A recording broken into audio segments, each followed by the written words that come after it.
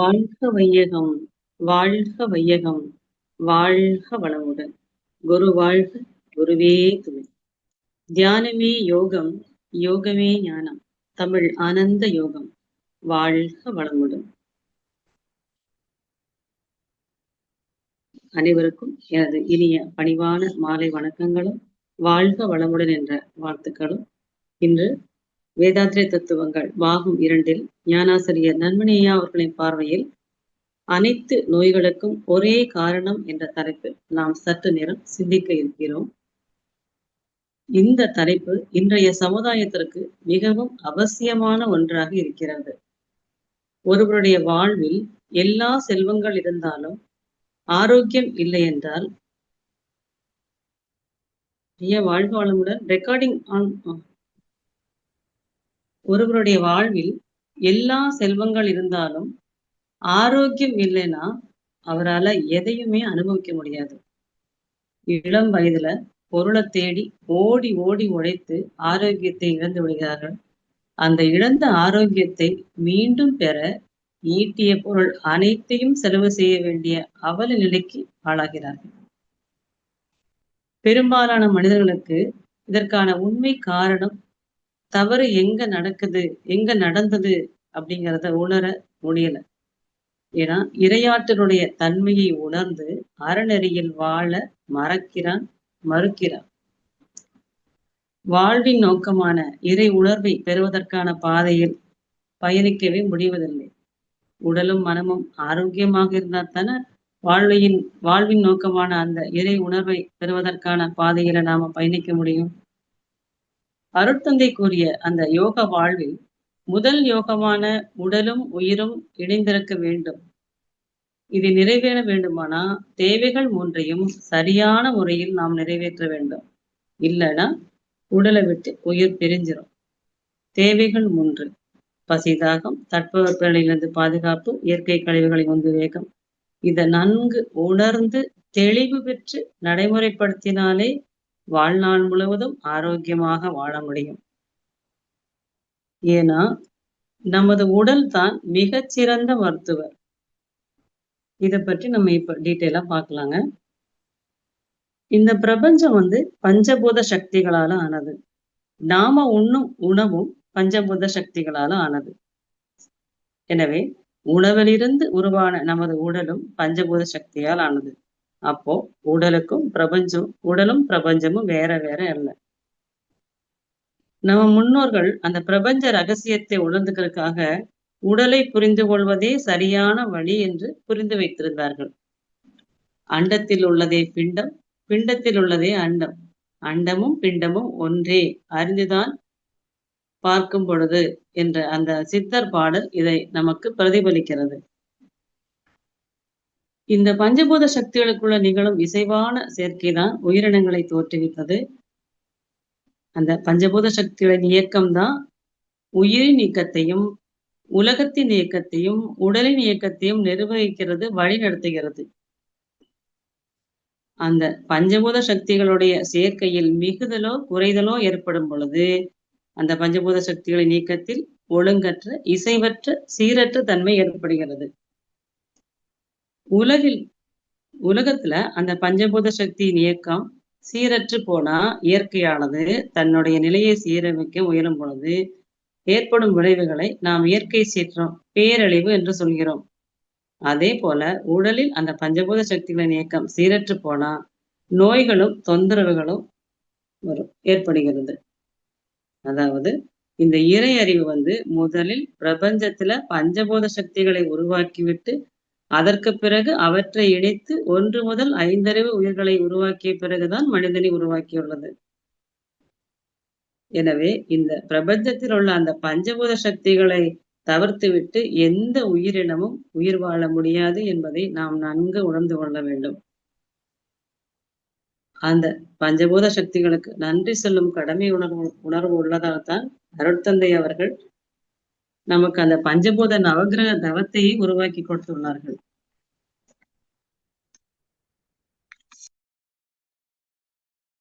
சரி, இப்போ இந்த நிலம் பூதம் குறைபட்டாலும் இந்த நீர் பூதம் குறைபட்டாலும் நம்ம சரி செய்யறதுக்காக வெளியில இருக்கக்கூடிய மண், அதாவது உணவையும் நீரையும் நாமாக முயற்சி செய்து கொடுக்கிறோம். ஆனா அந்த மற்ற 3 பூதங்கள் நெருப்பு, காற்று, விண் இத நம்ம முயற்சியால உள்ள போட முடியுமா? அப்படின்னா முடியவே முடியாது. ஏன்னா காற்றை நாமாக இழுத்து விடுறதில்ல. அது தன்னிச்சையாக நடைபெறுகிறது. அது அட்டானமஸ் நர்வஸ் சிஸ்டம்.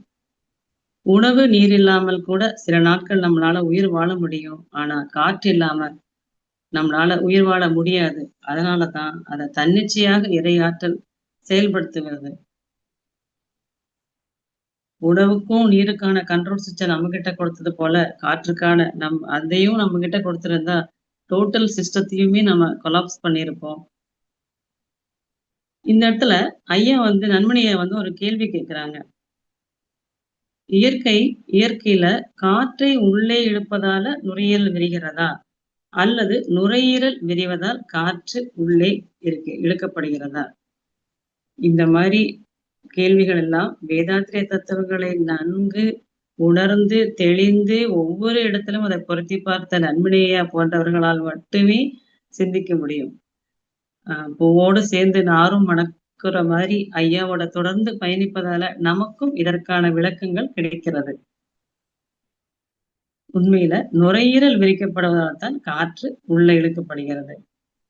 இப்போ நம்ம மாடிப்படி ஏறும் பொழுதோ, வேகமாக ஓடுறோம். அப்ப மூச்சு வாங்குது. ஏன்னா, உடலுக்கு அதிகமான பிராணசக்தி தேவைப்படுறதால, நார்மல் மூச்சு அப்ப பத்தல. சோ அதிகமா இழுத்து விடுறோம்.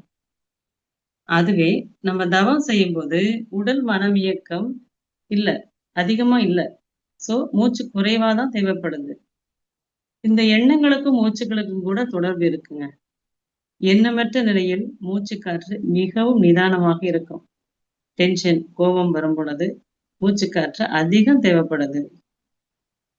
இயற்கையின் அறிவால இரையாற்றல் உடலின் தேவைக்கு ஏற்ப நுரையீரலை விரித்து சுருக்கியும் காற்றை உள்ளே இழுத்துக் கொள்கிறது.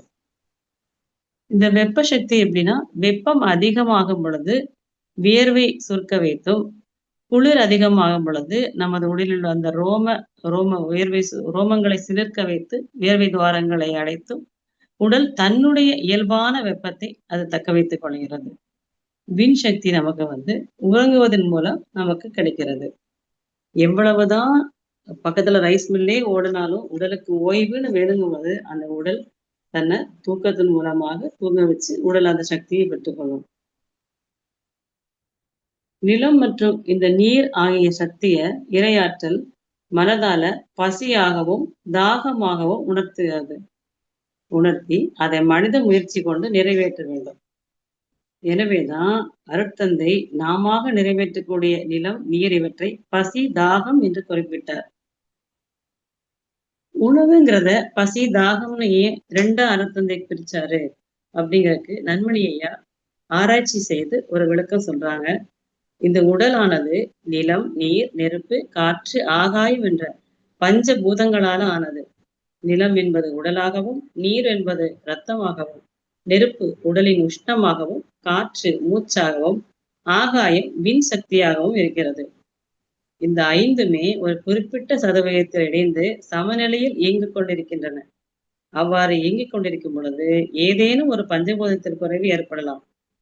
இந்த இணைப்பு சதவீதத்தில் குறைபாடு ஏற்படும் பொழுதும், இசைவற்ற இணைப்பாக இருக்கும் பொழுதும் இவை 5ம் ஒரு இணக்கமாக செயல்படாது. எந்த பூதத்துல குறை இருக்கோ அந்த பூதத்தை பிரபஞ்சத்தில் உள்ள இயற்கையாக அமர்ந்துள்ள அதற்கு தகுந்த பூத சக்திகளை கொண்டு நாம் சமன் செய்ய வேண்டும். இப்ப நம்ம பசி, தாகம் இவற்றை பத்தி பார்ப்போம். மனித உடலுக்கு தேவை உணவா, பசியா என்கிற கேள்விக்கு நன்மணி ஐயா பசிய பிரைமரி நீடாகவும், உணவை செகண்டரி நீடாகவும் குறிப்பிடுறாங்க. ஏன்னா பசியை உணர்ந்த பிறகு அந்த உணர்வை நீ நிறைவு செய்ய தேவைதான் உணவு. ஆனா இன்னைக்கு சமுதாயத்துல மக்களுக்கு பசிங்கிறதே வர்றதில்லை, பசியே இருக்கிறது இல்ல. ஏன்னா அந்த பசி உணர்றதுக்கு முன்னாடியே அவங்க உணவை எடுத்துக்கிறாங்க. உண்மையான பசி உணர்வு எப்படிங்கிறது 99% மக்களுக்கு அது தெரியவே தெரியாது. பெரிய பெரிய நோய்கள்ல கஷ்டப்படுறவங்களுக்கெல்லாம் அந்த நோயிலிருந்து குணமடையறக்கு பசிங்கிற உணர்வ உணர்த்துவதுதான் முதல் சிகிச்சையாக இருக்கும். முதல் நாள் அவங்களுக்கு வந்து பசியே ஏற்படாது. திரவ உணவு குடுப்பாங்க. நீர் குடுப்பாங்க. 2வது நாள் திரவ உணவு குடுப்பாங்க. அப்பவும் அவங்களுக்கு பசி வராது. 3வது நாள் காலையில தான் அவங்களுக்கு அந்த பசி உணர்வு இருக்கும். அப்பதான் அந்த பசிய தீர்க்க அவர் ஆவலோடு உணவை எடுத்துக்கொள்வார் அப்படிங்கிறதையும் ஐயா இங்க அதான் உண்மை. இப்போ நம்ம பசிக்காமல் சாப்பிடுறதாலும் ருசி தெரியறதே இல்ல. அதனால நம்ம ருசிய தேடி ஓடிக்கிட்டே இருக்கோம். உணவ மாற்றி மாற்றி சாப்பிட்டு பார்க்கிறோம். ஒரே உணவ பசி உள்ள ஒருத்தருக்கும், பசி இல்லாத ஒருத்தருக்கும் கொடுக்கும் பொழுது, பசி உள்ளவர் அது ருசியா இருக்குங்கிறாரு. பசி இல்லாதவர் அது சுமாராக இருக்குங்கிறாரு. இதுதான் உண்மை.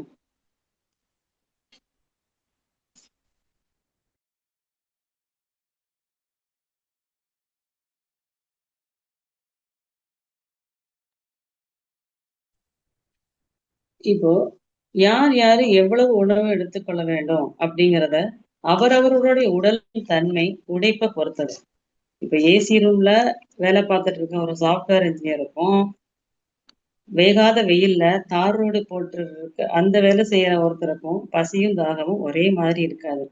இவருடைய நீரின் தேவையும், ஆ அம் மட் ரோடு வேலை செய்றவனுடைய நீர் தேவையும், நீரினுடைய தேவையும் வேறுபாடாக இருக்கும். ஏன்னா, இவர் வந்து கடினமான உழைப்பு ரோட்டு வேலை செய்றவங்க கடினமான உழைப்பு செய்றதுனால, அவங்க வந்து நல்ல ஒரு கார்போஹைட்ரேட் கொழுப்பு சத்து நிறைந்தும் எடுத்துக்கிட்டாலும் செரிமானம் ஆகிரும். இப்போ புதுசா இப்போ சமீப காலமாக எல்லாருமே சிறுதானியங்கள் உடலுக்கு நல்லது நல்லதுன்னு சாப்பிடுறாங்க. அது கூட உழைப்பு குறைவாக, செரிமானம் குறைவாக உள்ளவர்கள் அதிகமாக எடுத்துக்கும் பொழுது, அவர்களுக்கு அது செ ஒத்து வராது.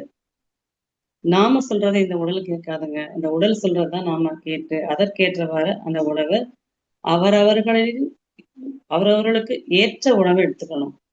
இப்ப நான் கூட ஒரு அ கொஞ்ச நாள் முன்னாடி இந்த ஹீமோகுளோபின் அந்த கால்சியம் அத இம்ப்ரூவ் பண்றதுக்காக, இந்த வெந்தயம், கருப்பு உளுந்து, ராகி இதெல்லாம் மொளக்கட்டி சாப்பிட்டேன். சாப்பிட்டபோது எனக்கு அதற்கான பலன் அந்த ஹீமோகுளோபின், கால்சியம் எல்லாம் இம்ப்ரூவ் ஆச்சு. ஆனா அந்த பசி வந்து குறைஞ்சு போச்சு. அப்பதான் நம்ம ஹீலர் மகேஷ்குமார் ஐயா சொன்னாங்க, செரிமான ஆற்றல் குறைவாக இருக்கும் பொழுது, அந்த முளைக்கட்டிய பயிர்கள், அந்த சில பருப்பு வகைகள், இந்த துவரம் பருப்பு, கடலைப்பருப்பு, உளுந்து பருப்பு போன்ற சில தானியங்கள தவிர்க்க சொன்னாங்க. அத தவிர்த்த உடனே அந்த செரிமான பிரச்சனை சரியாயிடுச்சுங்க. அதனால யாருடைய உணவுக்கு என்ன உணவு தேவை அப்படிங்கிறத நம்ம அறிந்து தான் சாப்பிடணும். பசி, தாகம் என்ற தேவையை அலட்சியம் செய்யவும் கூடாது. அளவு முறை மீறவும் கூடாது. எந்த உணவு சாப்பிட்டாலும் பசி உணர்வு தீர்ந்துடும். ஆனா எத சாப்பிடணும்னு தீர்மானிக்கிறது நம்மோட மனம்தான். அது ஏற்கனவே நம்ம ருசிச்சு அந்த அனுபவங்கள் மூலமா அனுபவ பதிவுன்னு வச்சுட்டு, இத சாப்பிடு, அத சாப்பிடு நம்ம அடிமையாக்கி வச்சுட்டு இருக்கிறது. அதே மாதிரி பசி எடுத்த பின்பு உணவு எடுத்துக்கொள்ளாமல் தவிர்ப்பதும் நோய்க்கு காரணம். இந்த தவறை பெரும்பாலான பெண்கள், வீட்டில் உள்ள பெண்கள் இந்த தவறு தான் செய்றாங்க. பசி இல்லாம, அதாவது நம்மளுடைய உடல் கேட்காம சாப்பிடும் பொழுது, செரிமான உறுப்புகள் தயாராக இருக்காது. உண்ட உணவு செரிமானம் செய்யவும் முடியாது. இதனால செரிமான கோளாறு ஏற்படும். அதாவது இது எப்படி சொல்லணும்னா, இப்போ ஆ ஸ்கூலுக்கு போற குழந்தைங்க, ஆஃபீஸுக்கு போறவங்க 8 மணிக்கு கிளம்பணும். அவங்க ஒரு 6, 6:45 அப்படி எழுந்திரிச்சுட்டு அவசர அவசரமா அந்த உணவ சுவைக்காம, என்ன சாப்பிடுறோங்கிறதே தெரியாம சாப்பிடுறாங்க. மெயினா எல்லாரும் கையில ஃபோன வச்சுக்கிட்டு சாப்பாட்டுல கவனம் இல்லாமயே சாப்பிடுறாங்க. இப்ப இது எப்படி ஜீரணமாகும்? அந்த உணவு அவங்க சாப்பிட்ட அந்த பொருட்கள் எல்லாமே 70, 80% உணவு கழிவுப் பொருளா தான் மாறி செல்களுக்கு போயி, அது அங்க தங்கிடும். இப்படி தொடர்ந்து கழிவுப் பொருட்கள் தேங்கும் பொழுது, அது அங்க நோயாக மாறும். நோயாக மாறி இப்ப கட்டிகளாக கூட தோன்றலாம். அப்போ கழிவுகளோட தேக்கம் கூட நோயாகத்தான் மாறும். அதற்கான சிகிச்சை தான் நம்ம வந்து கழிவு நீக்கம். அப்போ சரி. இப்ப வந்து சரி பசித்து, புசித்து சாப்பிட்டா நல்லது. அப்போ அடிக்கடி பசி எடுக்குது. அப்ப சாப்பிடலாமா? அப்படின்னா, நம்ம இப்ப அந்த செரிமானம் எப்படி நடக்குதுங்கிறத தெரிஞ்சுக்கிட்டோம்னா, அதற்கான பதில் அப்ப கிடைக்கும். நம்ம செரிமான பணி முதல்ல வாயில தாங்க தொடங்குது. இதற்காக எல்லா ஏற்பாட்டையும் அந்த இயற்கை நம்மளுடைய வாயில அமைச்சு வச்சிருக்கு. பற்கள் உணவை அரைப்பதற்கும், நாக்கு உணவை சுவைப்பதற்கும், அந்த உமிழ்நீர், செரிமான நீர்களை சுரப்பதற்குன்னு இப்படி ஒரு உயர்ந்த தொழில்நுட்பத்தோடு ஒரு வாய் ஒரு இத அந்த வாய் தொழில்நுட்பத்தோடு தான் அந்த வாய் நம்ம இரையை அமைத்து வைத்திருக்கிறது. உணவ நம்ம நல்லா மென்னு சாப்பிடும் பொழுது, அதில் உள்ள சுவைகள் எளிதாக எளிதாக நாக்கில சுரைக்கப்பட்டு, அதோட உமிழ்நீரும் சேர்ந்து அமிலமாக்கப்பட்டு, அந்த உணவு கலந்து மேலும் உணவை கூழாக்குறது. இந்த வாய கடந்து உணவு குழாய் மூலம் இரைப்பைக்கு வந்ததும், அங்க ஹைட்ரோகுளோரிக் ஆசிட்டும், அந்த பெப்சின்ங்கிற உணவும் மேலும் உணவ செலுத்தி நொதிக்கவே செய்யுது. இரைப்பையில செரிமான இறுதியில் கூழ்த்தன்மை அடைந்துவிட்ட அந்த உணவு, இதுக்கு கைம்ன்னு பேரு. இது சிறுகுடலுக்கு செல்லுகிறது. இங்க தாங்க சத்துக்கள் கிரகிக்கும் பணி நடைபெறுகிறது.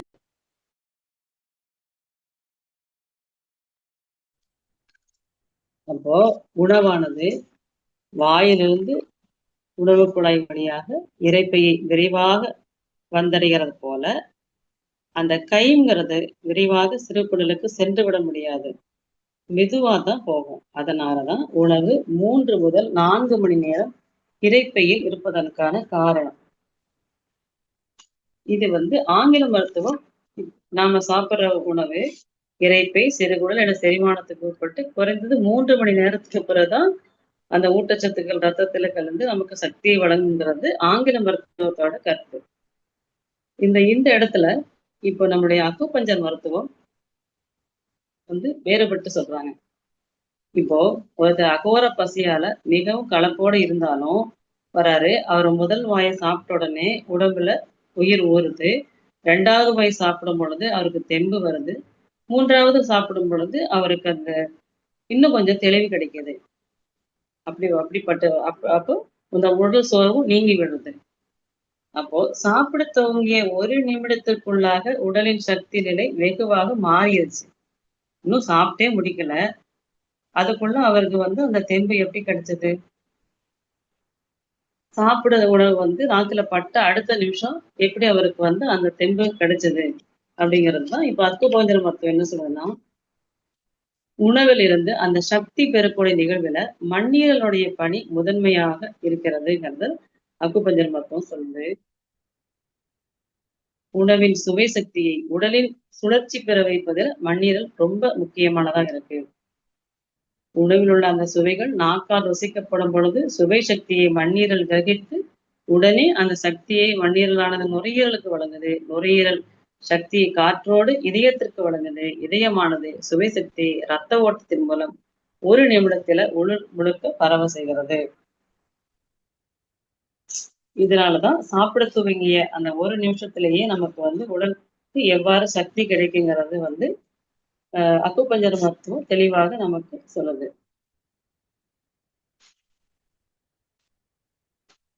எனவே உணவு நம்ம பசித்து ருசித்து சாப்பிடும்போது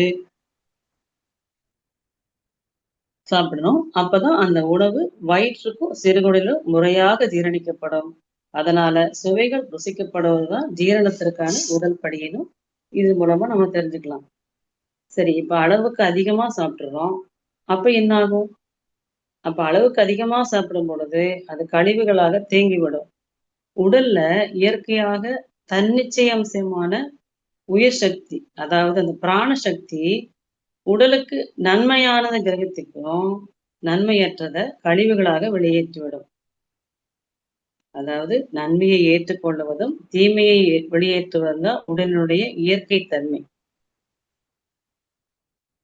இதுதான் உடலில் அன்றாட நிகழ்ந்து கொண்டிருக்கிறது. இதைத்தான் நம்ம வேதாத்திரியத்திலும், காந்த தத்துவத்துல கொள்ளும் சக்தி, தள்ளும் சக்தி அப்படிங்கிறதையும் ஐயா நமக்கு நிறைய விளக்கி இருக்காங்க. இந்த சீரான நிகழ்வு தான் ஆரோக்கியத்திற்கான நிலை. இப்போ நம்ம சாப்பிடுற சாப்பாடு உட்கருகத்தில் நிகழ்வுல உருவாகும் அந்த கழிவுகளோட தன்மைக்கு ஏற்ப அந்த சம்பந்தப்பட்ட உறுப்புகள் மூலமாக வெளியேற்றப்படும். காற்று கழிவு மூக்கு வழியாகவும், நீர் கழிவு சிறுநீர் வழியாகவும், மலக்கழிவு ஆசனவாய் வழியாகவும், வெப்ப கழிவு வியர்வையாகவும் வெளியேற்றப்படுகிறது. இந்த கழிவுகளின் வெளியேற்றம் மனித அறிவிற்கும் விருப்பத்திற்கும் அப்பாற்பட்டது. உடலில் உள்ள அந்த உயிர் தன்மையின் இயக்கமாகும் இது. கழிவுகளை வெளியேற்றும் அந்த இயற்கை தன்மையால தான் நாம ஆரோக்கியமாகவே இருக்கிறோம். இந்த உடல்ல நிகழக்கூடிய இந்த கழிவுகளை வெளியேற்றும் பணியில தடை ஏற்படும் பொழுதுதான் நமக்கு ஆரோக்கியம் சீர்கெடுகிறது. இயற்கைக்கு மாறான பழக்க வழக்கங்களினாலும், முறையற்ற உணவு பழக்கத்தினாலும் தேங்கிய கழிவுகள் வெளியேறுவதில தடை ஏற்படும் பொழுது உடல் செல்களில கழிவு தேங்குகிறது. இந்த கழிவு தேக்கம் தொடரும் பொழுது எந்த உறுப்புல அதிகமான கழிவு தேங்குதோ அந்த உறுப்பு பாதிக்கப்பட்டு பலகீனமாகி உறுப்பினுடைய இயக்கம் சீர்கெடுகிறது. அந்த உறுப்பு நோயுற்றதாக ஆகிறது.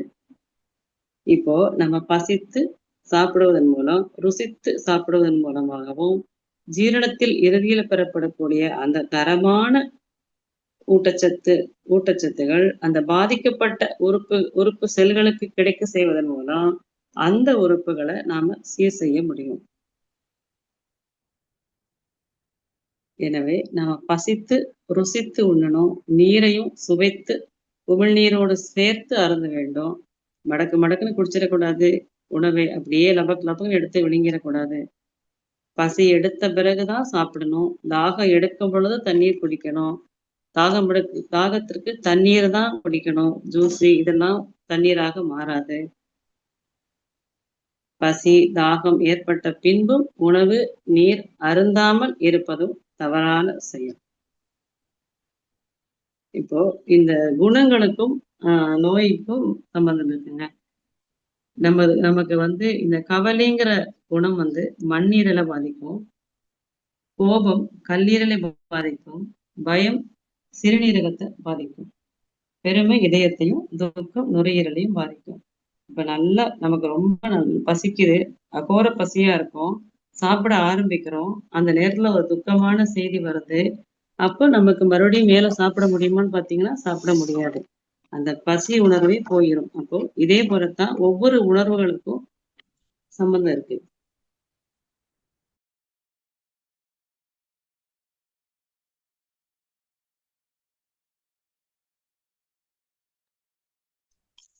இதே போல வாழ்க வளமுடன். இதே போலதான் நம்ம சாப்பிடுற வாழ்க வளமுடன் நெட்டு கட்டாயிடுச்சு. எனவே உணவை பசித்து ருசித்து உண்பது கவலை இல்லாமல் உண்பதன் மூலம் நாம் அனைத்து நோய்களிலிருந்தும் விடுபட முடியும் என்று கூறி என்னுடைய இந்த உரையை நிறைவு செய்து கொள்கிறேன். இதற்கான சிறப்பான விளக்கத்தை நன்மணி ஐயா அவர்கள் தொடர்ந்து வழங்குவார்கள். வாய்ப்பளித்த தமிழ் ஆனந்த யோகத்திற்கு மிக்க நன்றி. வாழ்க வளமுடன், வாழ்க வளமுடன், வாழ்க வளமுடன்.